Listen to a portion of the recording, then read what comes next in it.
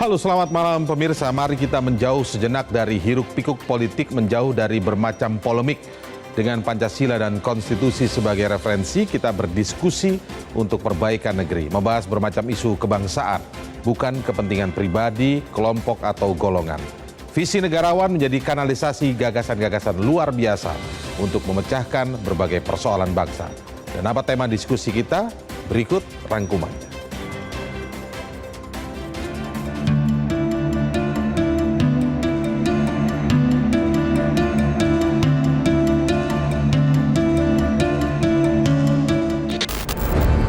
Cinta dan bangga produk Indonesia merupakan keteladanan pemimpin bangsa. Walau hasilnya mungkin belum sempurna, produk nasional adalah bukti kemampuan Indonesia untuk bersaing di tingkat dunia. Inilah untuk pertama kalinya, mobil kepresidenan menggunakan produk anak bangsa. Maung MV3 Garuda Limousine merupakan produk industri pertahanan nasional PT Pindad. Kendaraan ini mengutamakan proteksi dengan bodi yang terbuat dari material komposit armor serta kaca anti peluru. Tingkat kandungan dalam negeri mobil ini diklaim mencapai 70%. Sebagai bentuk dukungan nyata, Presiden telah menutup keran impor mobil dinas untuk anggota kabinet dan eselon 1 karena harus menggunakan Maung. Bila mendapat dukungan mumpuni, bangsa kita ternyata mampu membangun industri berteknologi tinggi seperti pesawat NC212I buatan PT DI. Selain digunakan TNI Angkatan Udara, pesawat ini juga diekspor untuk memperkuat Angkatan Udara Filipina. Tingkat kandungan dalam negeri pesawat ini diklaim telah lebih dari 40%. Presiden Prabowo bertekad untuk mengembangkan industri setelah pemerintahan sebelumnya melakukan hilirisasi. We want to industrialize this by downstreaming our resources. We are committed to this, and we have a strategic plan which we will carry out soon in all the 26 commodities that we have delineated as 26 commodities that are strategic in our view, that can create real value multiple times, that can make us more involved in the manufacturing of goods. Bapak pendiri bangsa Bung Karno mengajukan gagasan ekonomi berdikari. Dalam pidato berjudul Tahun Vivere Pericoloso, Bung Karno memformulasikan konsep Trisakti, yaitu politik yang berdaulat, ekonomi yang berdikari, dan berkepribadian dalam kebudayaan. Berdikari tidak menolak kerjasama dengan bangsa lain yang saling menguntungkan. Yang ditolak adalah ketergantungan kepada imperialisme. Penyambung lidah rakyat Indonesia. Semua persyaratan hampir kita penuhi, tapi ada satu persyaratan yang masih tertinggal. Untuk bisa menjadikan kita sebagai negara besar, negara adidaya. Sementara persyaratan ini adalah persyaratan yang amat sangat terpenting, samping semua persyaratan-persyaratan lainnya yang telah kita miliki, yaitu adalah mentalitas, cara berpikir kita, pola bertindak kita, perilaku kita. Ini yang belum kita selesaikan. Bisa membuat kita bangkit, berdiri tegak, dan menyatakan kami bangsa Indonesia siap menjadi bangsa adidaya. 79 tahun merdeka, ketergantungan impor, terutama pangan dan energi, masih menjadi tantangan bangsa. Menurut data Kadin Jawa Barat, ketergantungan impor nilainya mencapai 1.200 triliun rupiah. Masih banyak sektor produksi dalam negeri yang butuh komitmen dukungan politik pemerintahan baru. Impor dijadikan solusi mudah memenuhi kebutuhan nasional, walau bukan solusi tuntas. Yang menyedihkan, kuota impor kerap menjadi bancakan pemburu rente, mulai bahan pangan, migas, hingga alutsista.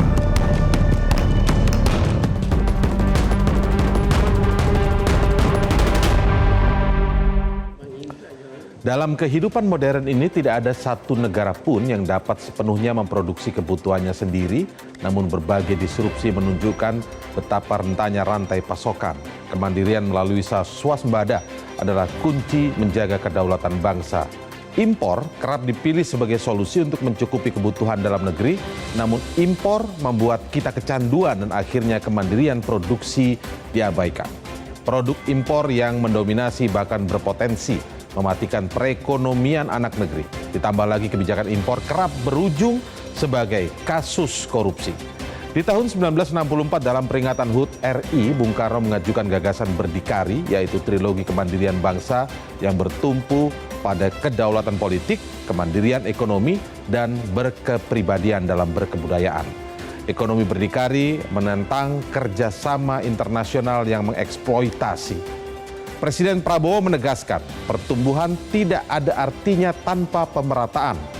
Pemenang hadiah Nobel Ekonomi Daron Acemoglu menyatakan institusi politik dan ekonomi yang inklusif adalah kunci mewujudkan kesejahteraan.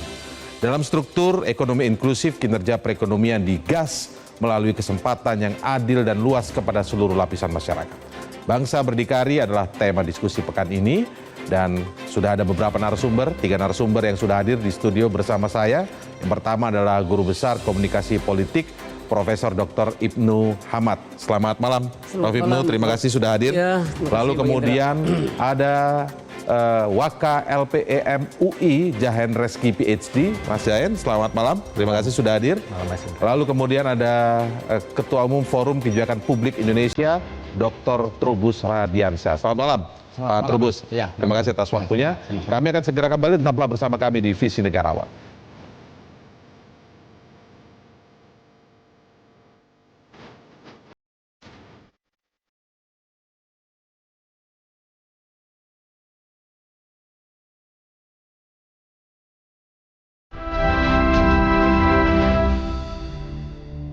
Menurut data, ketergantungan Indonesia terhadap impor mencapai 1.200 triliun rupiah. Sebagai negara agraris, pasar Indonesia dibanjiri bahan pangan hingga buah impor. Dengan garis pantai terpanjang kedua di dunia dan lokasi di Khatulistiwa, Indonesia masih bergantung pada garam impor. Padahal mencapai kemandirian ekonomi adalah cita-cita para pendiri bangsa. Nah, langsung saja saya akan ulas yang pertama tentu saja ke Mas Jahen dulu ya. Karena kita ingin mendekatkan konteks tentang tadi kita munculkan pidato Bung Karno yang berbicara soal konsep berdikari ya. Salah satunya adalah selain kedaulatan politik ada kemandirian ekonomi di sana dan ada berkepribadian dalam kebudayaan. Konteks kemandirian ekonomi untuk hari ini sebenarnya bagaimana sebenarnya relevansinya di tengah era globalisasi yang hampir antar negara dan satu yang lainnya itu hampir tidak ada sekat, terutama soal kemajuan teknologi dan sebagainya. Sejauh apa relevansi kemandirian ekonomi suatu bangsa itu?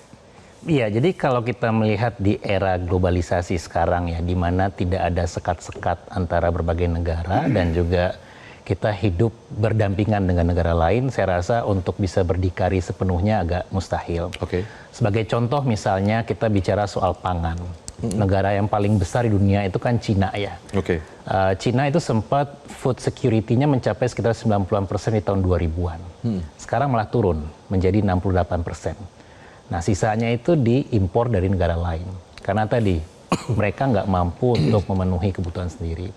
Nah sama halnya buat Indonesia juga kita pastinya akan perlu berkolaborasi dengan negara lain. Jadi contoh misalnya ada satu produk pangan yang kita belum bisa ataupun mungkin nggak bisa ya menghasilkan yaitu gandum. Karena kan cuaca, lokasi dan sebagainya. Sedangkan kebutuhan gandum sangat tinggi untuk kebutuhan pakan dan sebagainya. Nah berarti kan kita kalau pengen nanti memberikan makanan pakan yang lebih baik tentunya harus mengimpor gitu.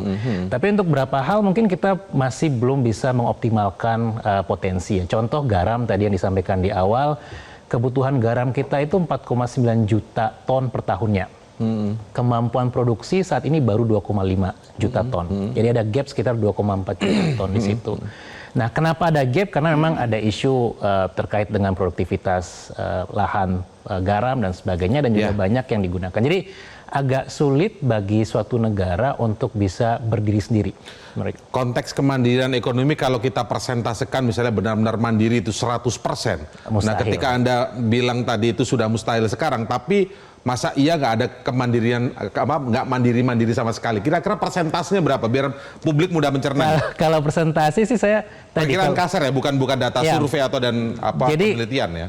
Tadi kalau kita bicara pangan ya, even negara seperti Cina yang sudah menggelontorkan kebijakan kemandirian pangan, itu malah turun dalam beberapa tahun terakhir. Jadi 90% menjadi 60% tingkat kemandiriannya. Nah, sisanya harus diproduksi ataupun diimpor di negara lain. Jadi kalau angka-angkanya sih saya nggak punya, tapi kayaknya agak sedikit mustahil untuk bisa Untuk mencapai. Cina aja kemandiriannya 60% ya? Iya.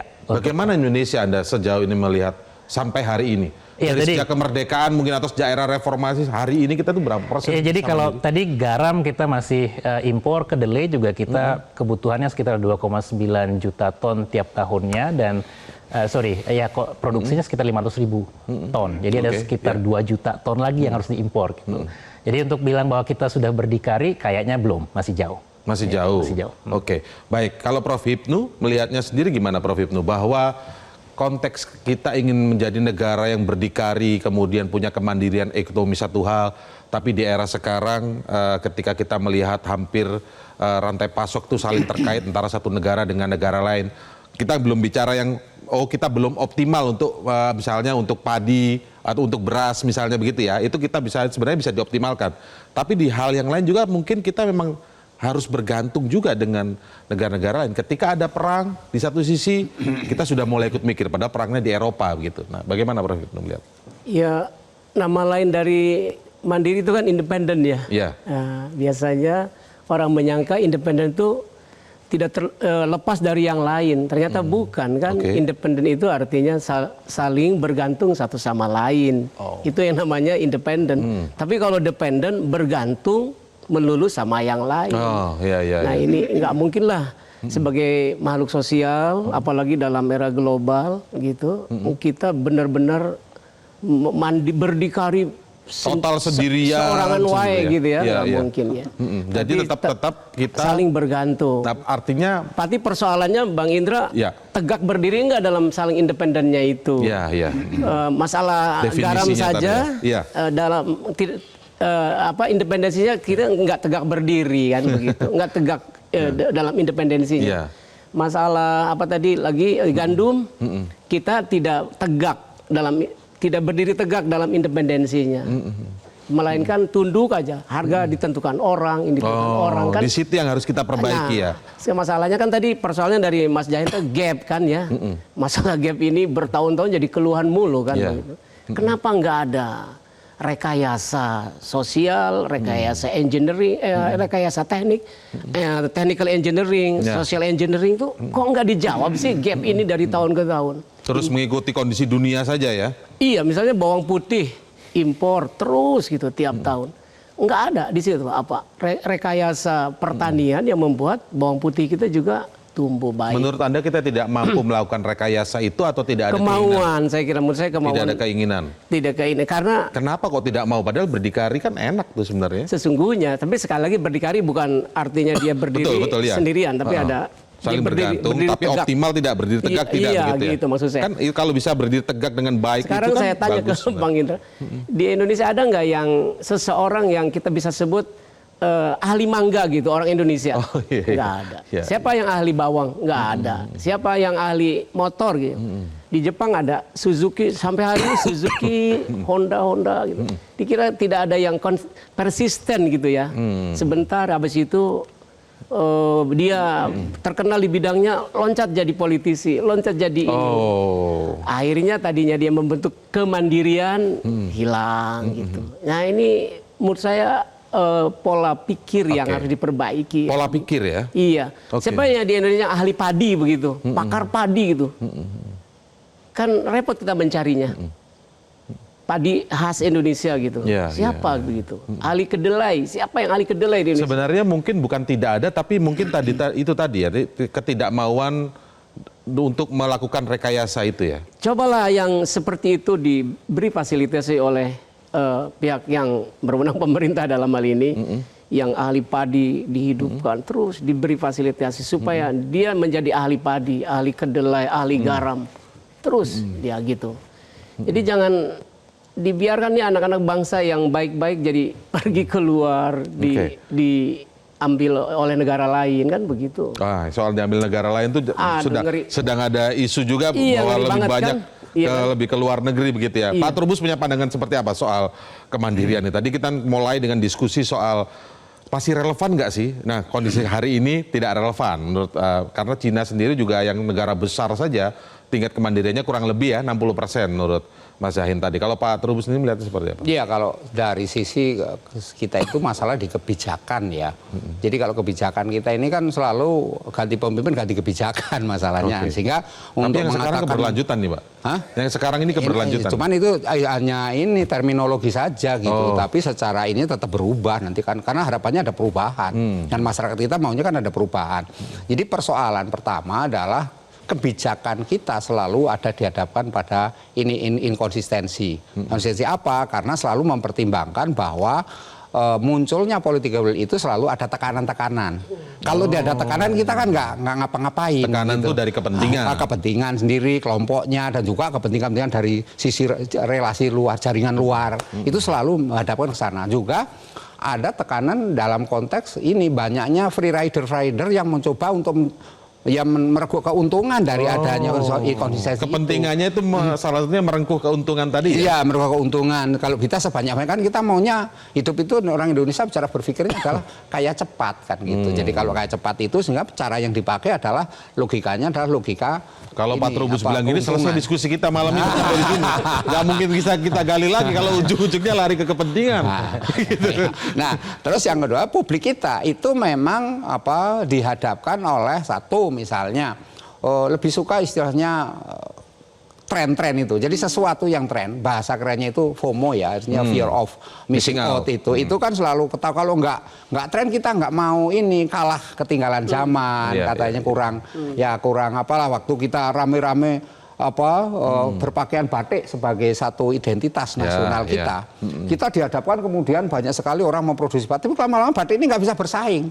Lama orang berpindah lagi. Bahkan batiknya bisa datang dari negara lain, ordernya lewat online langsung datang ke sini, produsen batik dalam negeri ambruk. Kan gitu. Jadi padahal itu sebenarnya pemerintah bisa intervensi di sini. Dan bisa melakukan dan afirmasi. Betul. Misalnya perlindungan itu contoh. Yang lainnya misalnya kita juga dihadapkan ada budaya yang ya sebenarnya fenomena istilahnya lipstick effect. Lipstick effect itu adalah masyarakat kita lebih suka sesuatu yang istilahnya yang tersier, bukan sesuatu yang produk. Maksudnya apa itu tersier? Iya, misalnya ada produk yang rame-rame kalau ada istilah yang dulu namanya demam labubu gitu sampai ini. Produk-produk seperti itu kan dari luar karena ada medsos. Sebenarnya orang tertarik di situ. Mereka benar-benar untuk membeli itu. Kalau kemarin di Gandaria City itu kan sampai berduyun-duyun orang ngantri dari pagi sampai sore baru dapat yang namanya boneka kecil lah buku yang harganya di Tiongkok itu asal dari Tiongkok itu. Tiongkok itu harganya cuma 200.000, dijual di sini hampir sejutaan. Nah, itu kan namanya free rider tadi akhirnya mencari keuntungan di situ.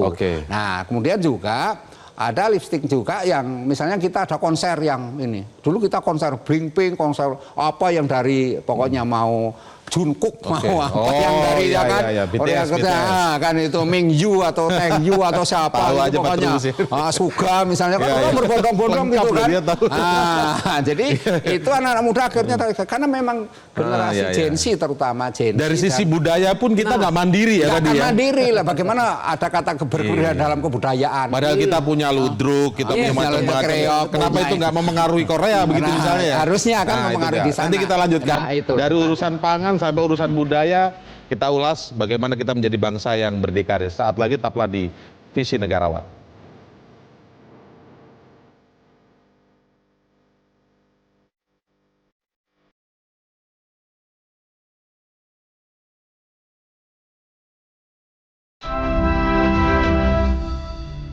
Di segmen sebelumnya kita sudah berbicara tentang bagaimana kita harus bisa mandiri dari sisi pangan dan lain sebagainya. Tadi bahkan sudah masuk kultur atau budaya.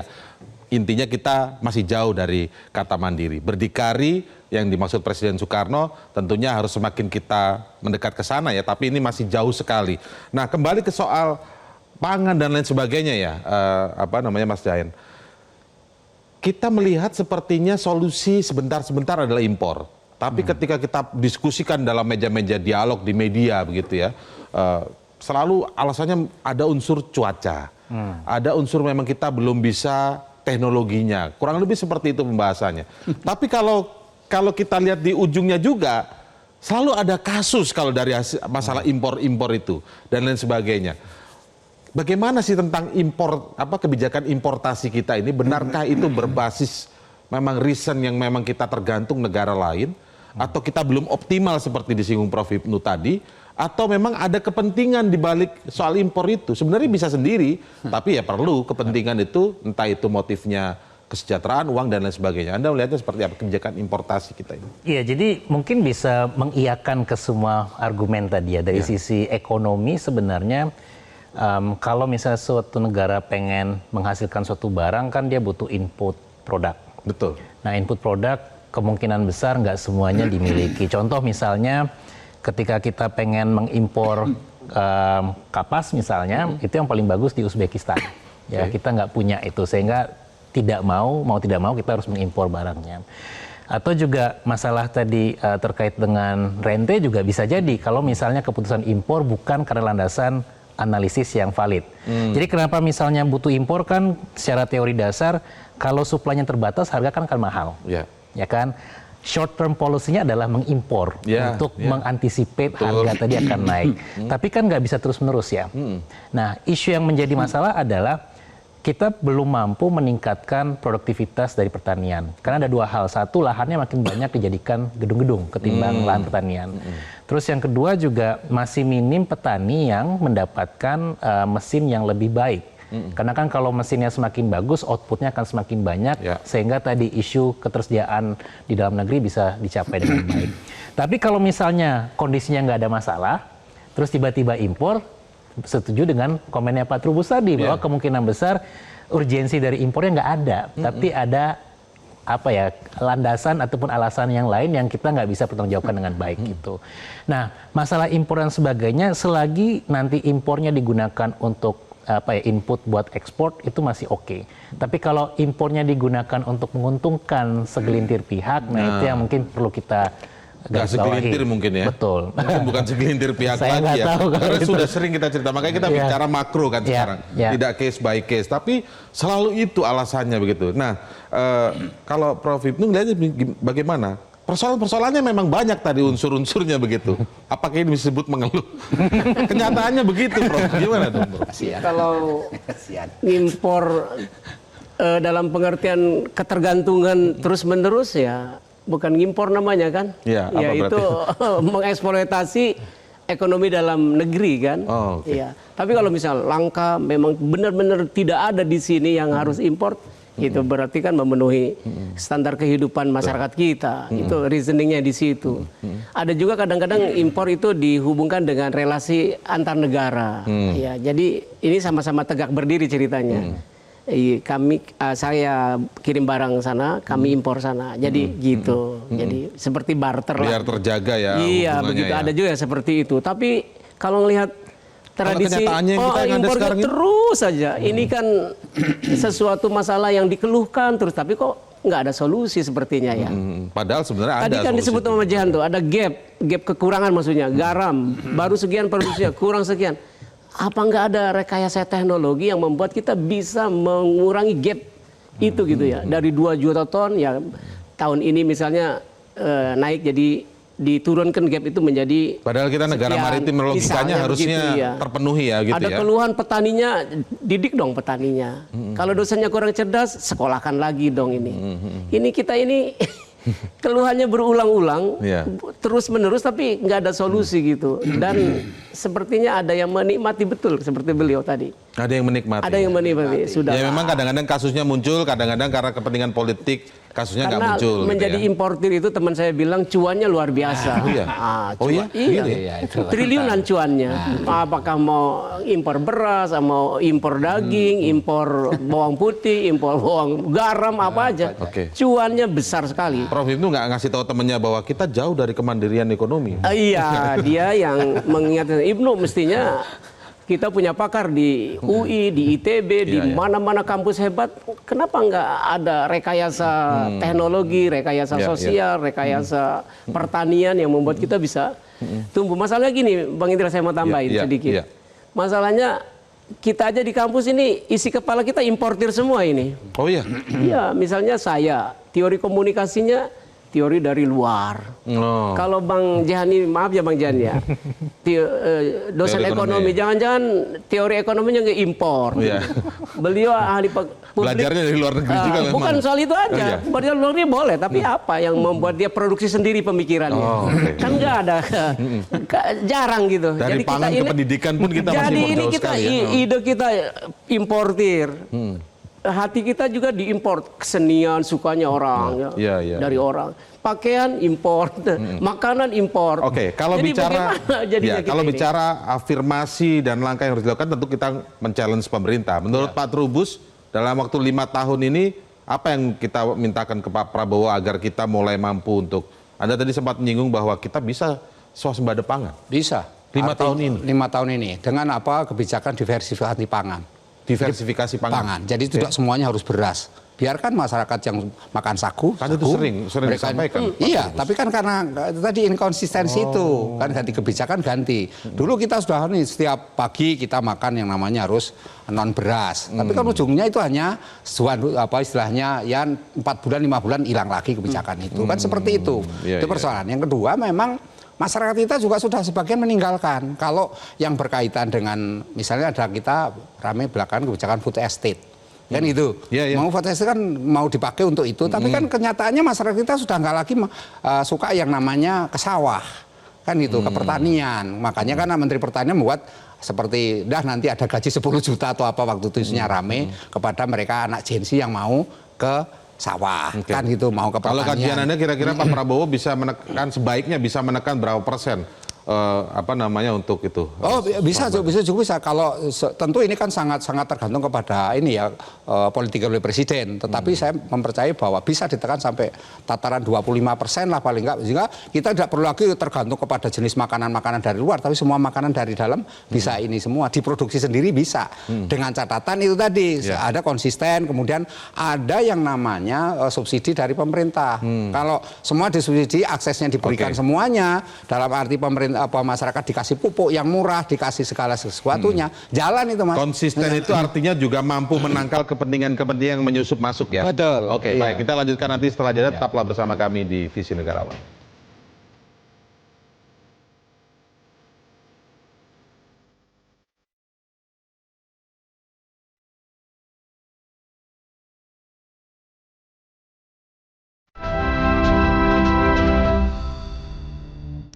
Kita tadi bicara konsep besar tentang kemandirian ekonomi sebagai salah satu dari unsur berdikari yang pernah disampaikan oleh Presiden Soekarno. Nah, kalau dalam 5 tahun sekarang ini Mas Jahan, kepemimpinan Pak Prabowo Subianto sebagai Presiden Republik Indonesia, paling dekat dan paling bisa segera terwujudkan menurut Anda sebagai publik juga, sudah mulai menunjukkan kemandirian itu harus apa yang dilakukan oleh Pak Prabowo? Oh, berarti kita bisa mandiri ketika Pak Prabowo melakukan langkah-langkah atau program-program ini. Kalau di isu pertanian ya, 2 hal yang menjadi sangat krusial itu pertama optimalisasi lahan. Optimalisasi lahan. Lahannya, karena lahan itu semakin sedikit sekarang, karena semakin banyak yang beralih fungsi menjadi bangunan dan sebagainya. Itu satu. Terus juga teknologi dari pertanian kita itu semakin memburuk. Tadi kata Prof Ibnu, semakin memburuk atau belum bisa memburuk canggih gitu? Karena dia nggak menggunakan teknologi yang terbaru. Jadi kemampuan dari para petani kita untuk meningkatkan kapasitas produksi menjadi terbatas. Nah, sehingga agak sulit bagi kita misalnya dalam 5 tahun ke depan kalau hal-hal tersebut nggak ada perubahannya. Jadi dibutuhkan misalnya komitmen dan clear policy dari pemerintah untuk bisa mengadres itu. Toh walaupun nanti nggak bisa self-sufficient ya, tapi setidaknya kita bisa meningkatkan kemampuan dari sektor agrikultur untuk semakin tinggi.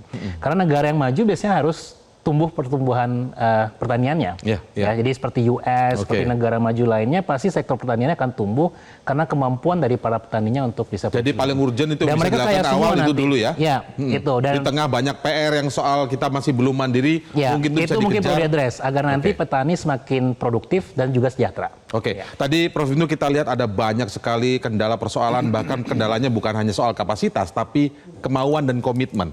Kalau menurut Anda sebenarnya kemandirian ekonomi atau berdikari tadi itu sesuatu yang possible atau tidak possible menurut Anda? Possible banget.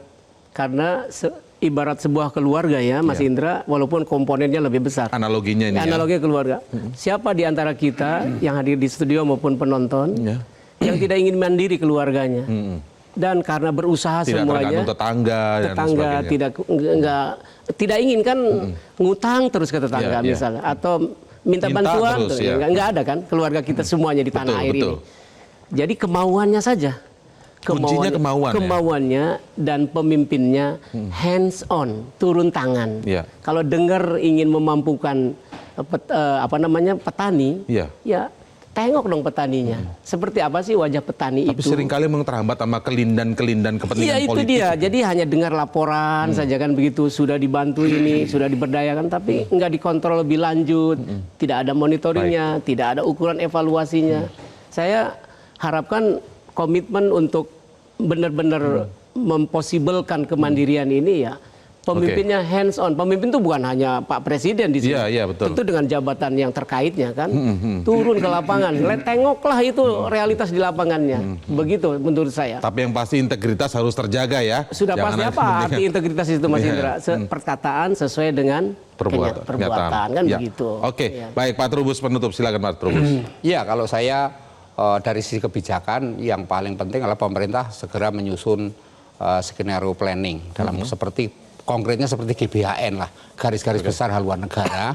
Jadi terhadap kemandirian ini seperti apa untuk jangka pendek seperti apa, jangka menengah seperti apa, jangka panjangnya seperti apa. Itu konkret seperti itu. Kemudian yang kedua adalah masyarakat diedukasi untuk memahami tentang kemandirian ini dalam konteks bagaimana kemudian masyarakat memanfaatkan produk-produk dalam negeri. Dalam negeri ya? Secara optimal. Pernah ada campaign itu di era Orde Baru dulu ya? Iya, ada campaign seperti itu.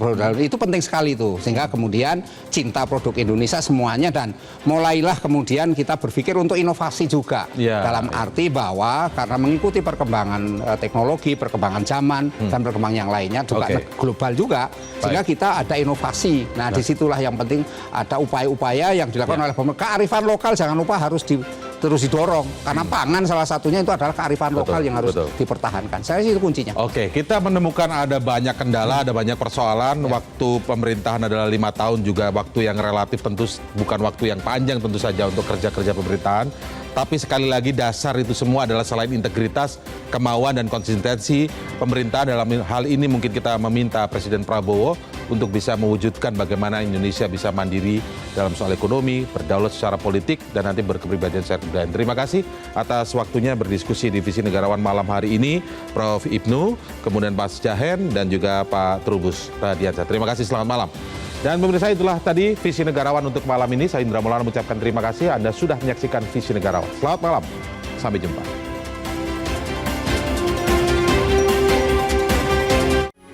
Metro TV. Jelajahi cara baru mendapatkan informasi. Download Metro TV Extend sekarang.